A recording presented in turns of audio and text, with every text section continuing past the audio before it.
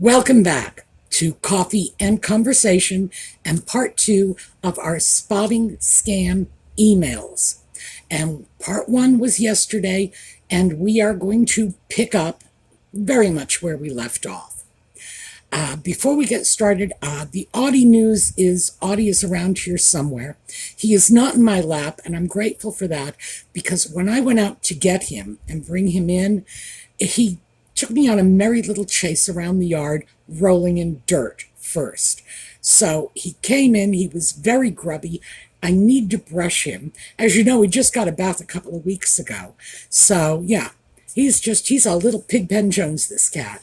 So I do need to brush him down, but I wanted to get the video made first. So now I'm glad he is not crawling all over me with all that grub all over him. So I did something for me and for Audie today, and I got a little cabinet that's going to live out on the patio, and it's going to hold all this weird junk I've been accumulating out there, like the battery and the charger for the hedge trimmer and the string trimmer, and the lawnmower also runs on batteries, so I have batteries and chargers for that. And it had just turned into a tangled mess of cords. So I ordered a little cabinet and I put it together with Audie's help. So the 20-minute job took about 3 hours, but I think he'll like it because it has a nice flat surface on the top that has ample room for a cat to take a snooze. And he does like being out on the patio. And, well, you've seen that. He sits on the trash. He likes being up off the ground. He also likes rolling on the patio to get filthy. But I thought this would be nice. I'll have a place to put all the junk, and it won't be quite so unsightly. Well, the cabinet's not unsightly at all, but the cords and so on will be confined in the cabinet, and then Audie will have the top of the cabinet to snooze on. So I thought, win for me, win for him. Like I say, he helped. It was not productive, but still, I appreciated the effort. He did not steal anything that I was unable to steal back from him. And I do worry about that because he likes running off with things like screws and nuts and whatever. But fortunately, he didn't make it very far with them. So before we get started, yellow for Catherine, for Lex's mom, for everybody else going through cancer treatment, and even the fan is yellow. But I am not wearing a scarf because, frankly, it's very hot today. So, after the intro, we will come back and we will start talking about scams.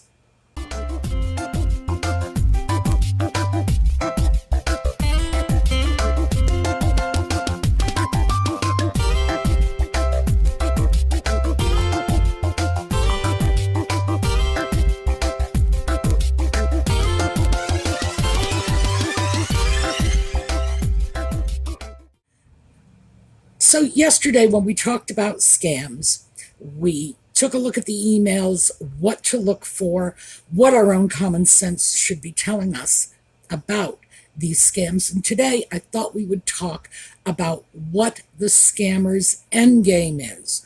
Why are they doing this? Because when you look at one of these emails and you see that someone is telling you you made a purchase you didn't make in order to trick you into believing there is some crisis that's going to cost you money and you need to respond right away, how do they make their money?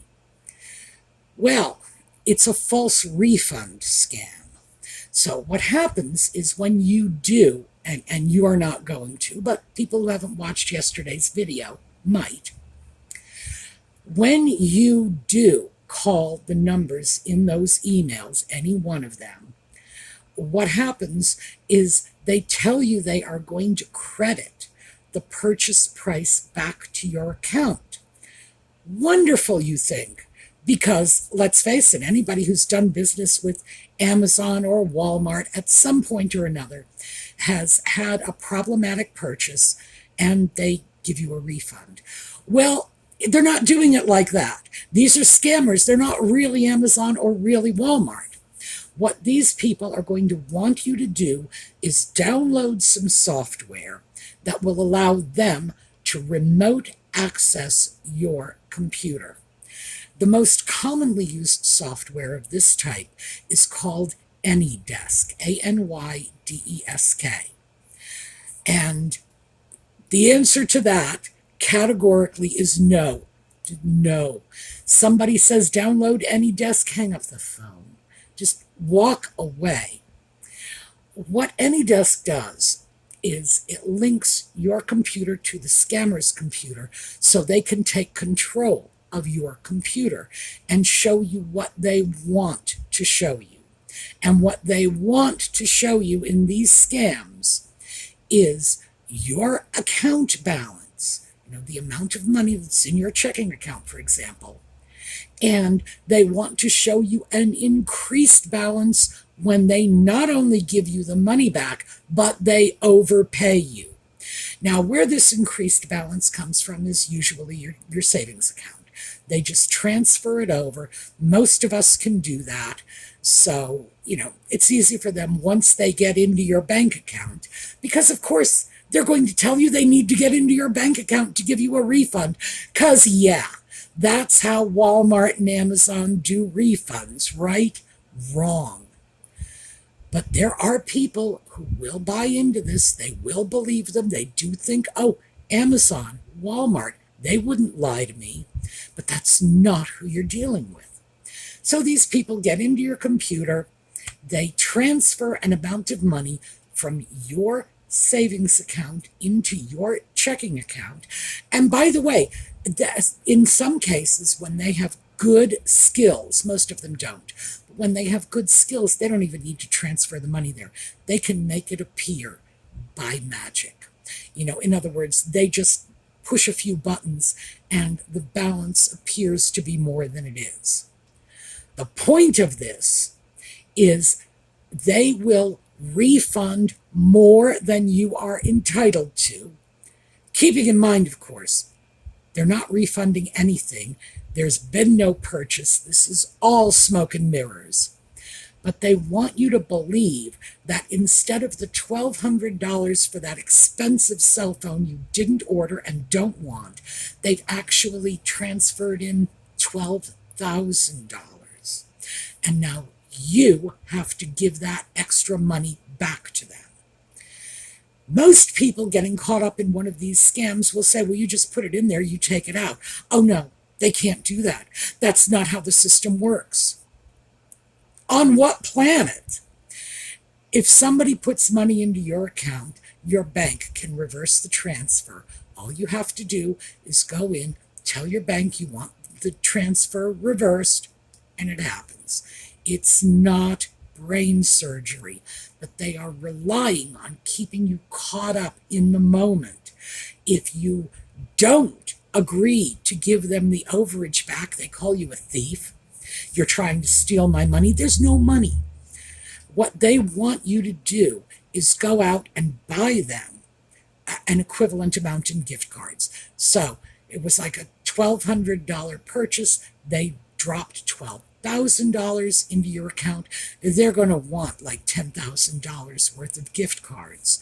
And in fact, they'll usually settle for a lot less because most people figure out the scam once, once the crisis mentality has left them. They will call their bank inevitably and find out that it was just a transfer from their savings account. But by then, the scammer has gotten their gift cards. Amazon, Walmart, PayPal, none of these people accept payment with gift cards. Gift cards are not an established means of economic exchange except in Scamville. Scammers love gift cards. Why? Because they can't be traced.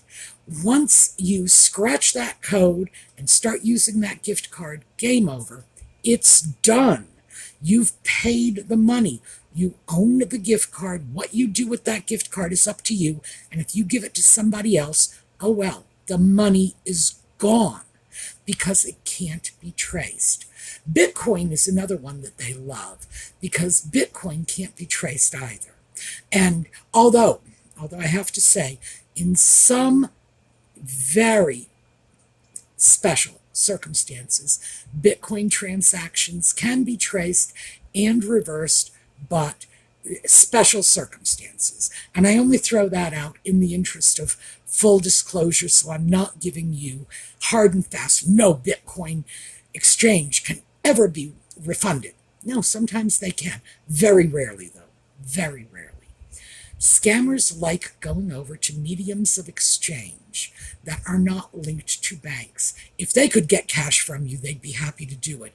And some scammers in these sort of false refund scams have asked people to go to their bank, take out cash, stick it in a box, and mail it somewhere.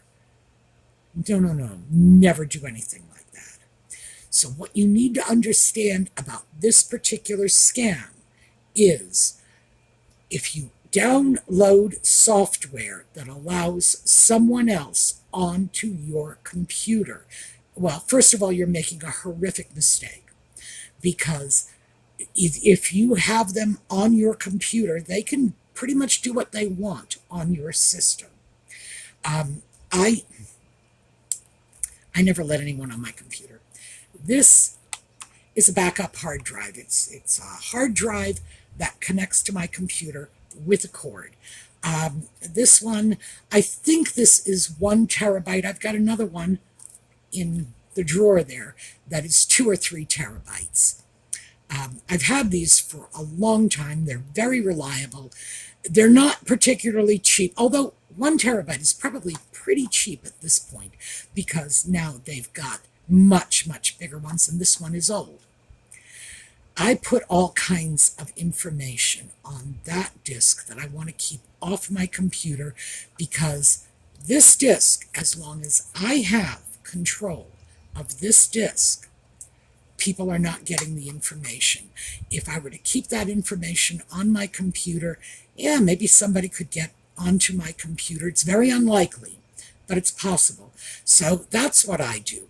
I'm not suggesting you have to go to those lengths. Part of the reason that I keep these independent hard drives is because, as I'm sure most of you know, because I did announce it at the time, we recently passed the 1,000 video mark on this channel.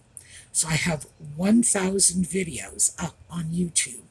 I also have 1,000 videos. It's actually probably about 1,010 now on one of these hard drives because I keep copies of all of the videos, just backups for my own records. So that's why I will do it. I actually have a legitimate sort of business need for it. But I'm not suggesting that you have to go that far, but it is what I do. And if you want to take the extra step, you can probably get a decent-sized backup drive like this for under $100. So think about it. All right, so we don't want anyone on our computer, but what happens if we accidentally downloaded any disk and let someone on? Break your internet connection immediately. If you cannot break it by going into your computer, in other words, if the scammer has taken control of your computer, there is a modem, a router, something somewhere that connects your computer to the internet. Pull the plug on that. Get off the internet immediately. That at the very least will protect you from malicious actions a scammer on your computer might take. And don't even argue with the scammer. Just break the connection, get away from the scammer. And yeah, it's possible they can do some minor damage before you figured out what's going on. But let's hope that they don't do a lot of damage, which is why I say don't let anyone remote their way onto your computer in the first place. Now, if you have computer service accounts like Geek Squad or Norton or something like that, they may want to remotely access your computer if you're having problems. It's possible. If that ever happens, you go to their website, you connect with them. You do not follow a phone number or a link that you found in an email. You don't take a number that you got off the phone. You go straight to their website, write down their information if you have to, come back, call, do whatever you need to do. But you initiate the contact. Don't let them initiate the contact. If you are getting in touch with the business, you know which business you're getting in touch with. That is the best way to stay safe. Personally, I don't let anybody on my computer, and nobody remotes in. If I have a computer problem that I cannot fix, there are computer shops all over the place here. I will simply stick my laptop into a tote bag and go off, drop it off at someone's establishment, and come back after they've fixed it because I know they are local. I know who they are. I know what they look like. I know where their business is. And if they do anything crazy with my computer, I can call the police.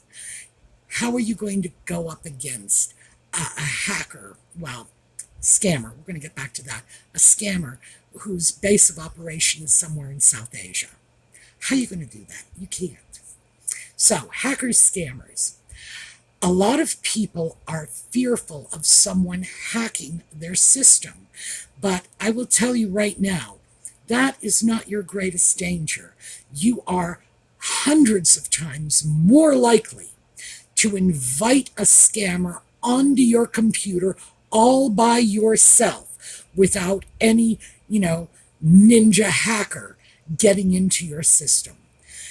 Hackers, in other words, people who are high-level computer technicians who have been turned to the dark side of the force and are using their talents for ill, are not attacking systems like you have, like I have, even like our local drugstore has. They are going to be going after major national and multinational companies where they can actually get profit. They can never get the kind of profit from you or me or someone else that they can get from hacking Amazon, Walmart, First National Bank of Tennessee, any one of those. So what we need to be concerned about is not the mysterious hacker making their way onto our system in the dead of night. No. We need to be concerned about the scammer that we invite right into the front door all by ourselves. So that's why this becomes so important. All right, let me just give you a couple of other kinds of scams out there. Now that we know what these refund scammers are going for, let's talk about a couple of others. Now, this came in a comment to yesterday's video from Lex, Sweet Hister Tea. I got a funky email the other day from someone who claimed they recorded me. My desktop doesn't even have a webcam built into it. Doing something weird, and that they needed Bitcoin, and if I didn't pay, my friends on Facebook, I don't have an account there, would see this magic video that didn't exist.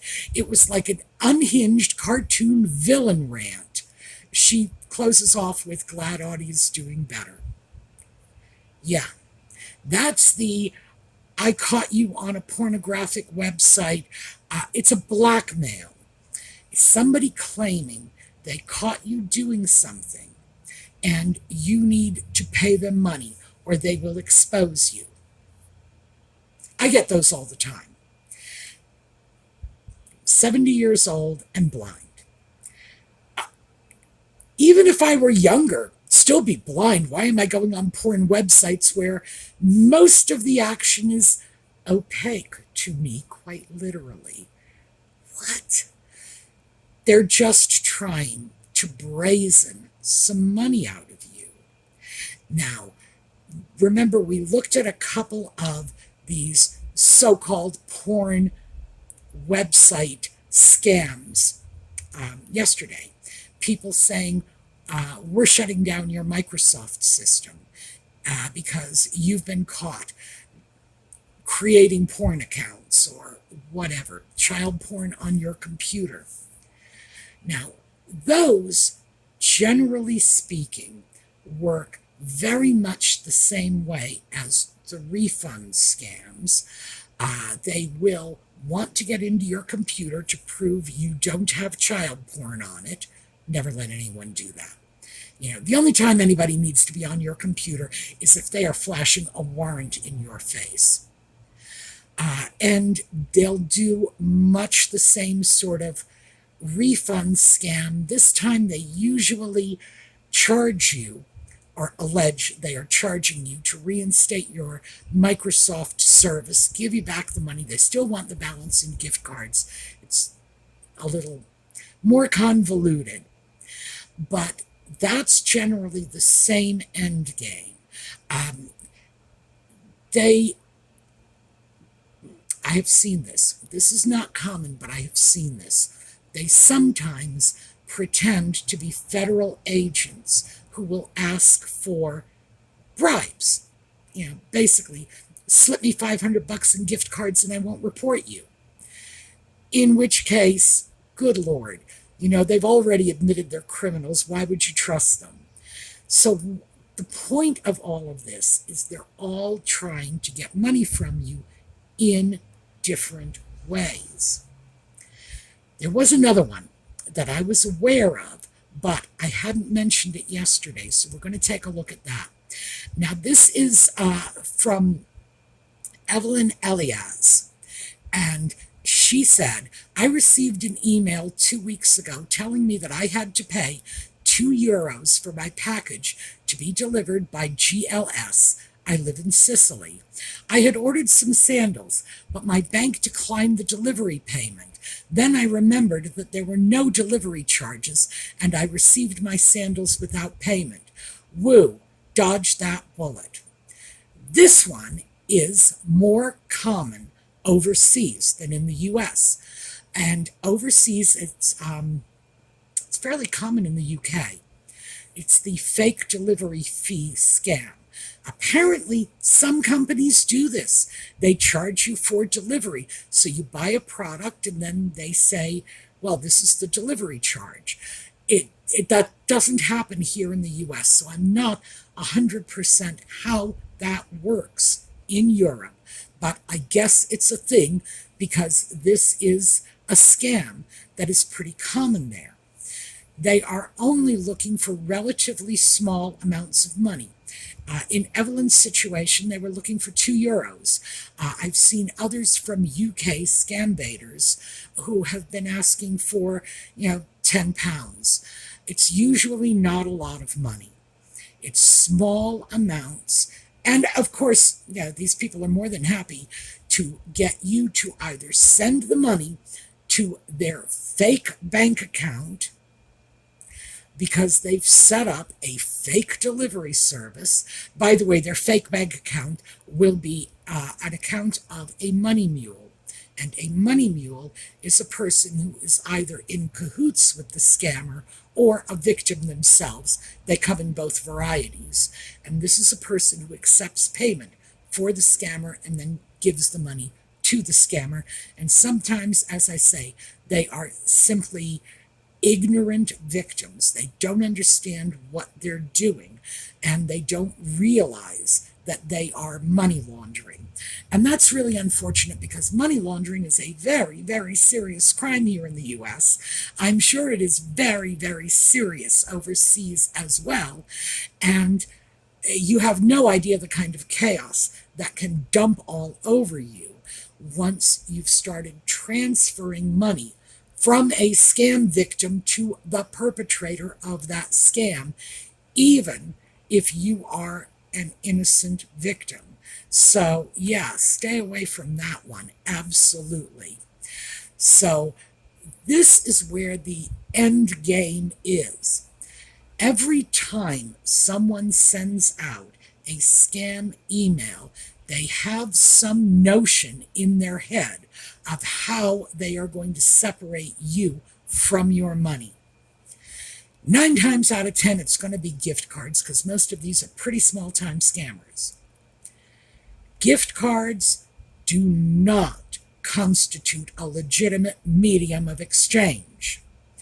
Gift cards are used by scammers, period. So don't go there. Somebody says, I want an Apple card, I want a Steam card because you owe me money. No, that's not how it works. If you were paying a legitimate bill, would you try to pay your light bill with a gift card? Of course not. If Amazon sends you this overpayment for a refund, would you try to buy something from Amazon with an Apple gift card? Of course not. No, it's just that simple. So the common sense test, every step of the way, should be telling you, no, let's not do this. This is a very, very bad idea. But remember, it's all about separating you from your money. Never send money to a stranger that you've come across online. Never send money to someone claiming to be Amazon, Walmart, whatever, unless you are doing it through their storefront, Amazon, Walmart, not the scammers, their storefront through your actual account. If anybody does contact you and you think there's a possibility,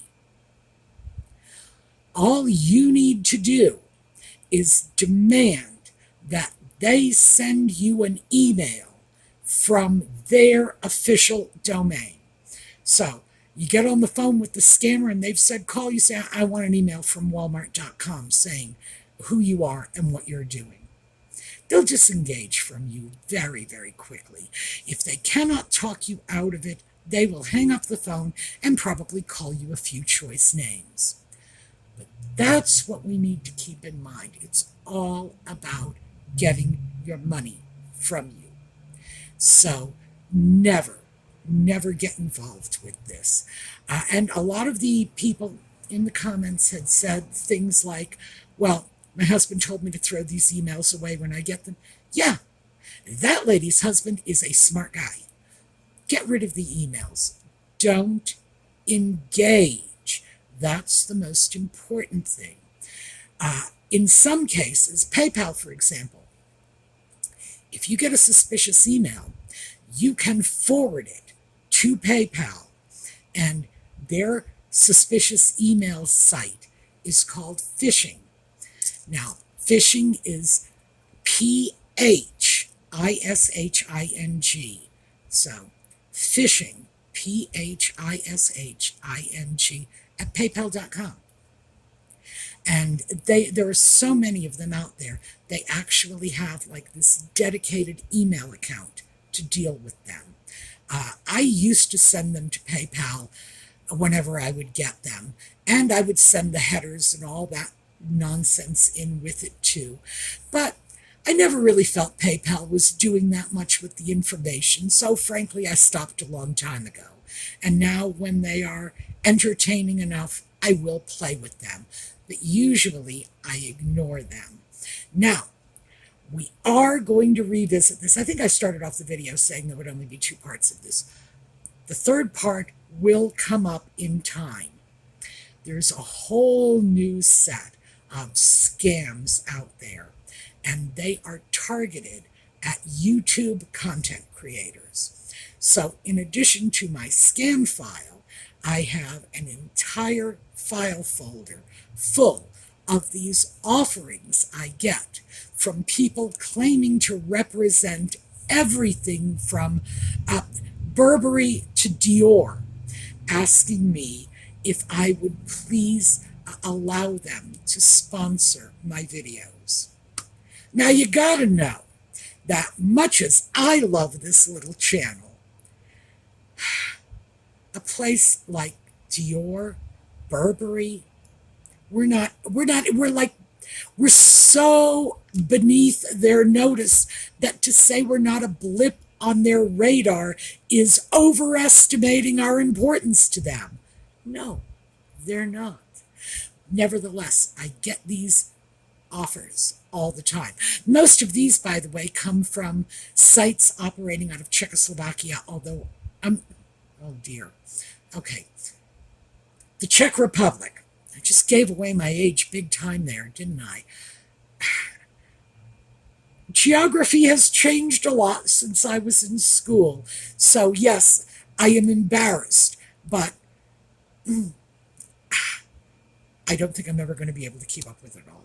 So, a lot of these are coming from a site operating out of the Czech Republic, I think. Maybe Slovakia. Is that what it is? Is it the Czech Republic and Slovakia? I do not know. I'm going to have to look it up because I'm feeling awful about the level of ignorance I am throwing before you. But I do not think that in any way the Czech Republic or the Slovak Republic or Czechoslovakia or whoever is in any way involved in this. I just think they are using platforms that are domained in the Czech Republic, for example. Some of them are from other countries. One of them, by the way, was from Sweden. And of course, I compiled all that stuff because I do not speak a word of Czech. But I spoke Swedish before I spoke English, so compiled all that stuff and sent it over to their domain host, along with a nice explanation of what it was in Swedish, because I want them to take me seriously. And we'll see where that goes. But they're from all over, so no one country is in any way more responsible than any other country. But when you are dealing with a major company like Dior, Burberry, you expect the domain to match up with the company name. Anyway, I'm going to go through some of those, and I will probably make contact with some of those people and see exactly what the scam is, because there is a scam here. I just don't quite know what it is yet. All right, when I do, I will let you know. And we are going to take a look at a slideshow on the way out. I am going to show you the one that I walked into this afternoon when I was getting that cat out of the dirt. We are going to take a look at my bad cat rolling in dirt so you can share the joy. And then we will see you all this evening. If you follow Just Chattin', it's 8 o'clock New York City time. And if not, we'll see you again next weekend. Meanwhile, have a terrific day.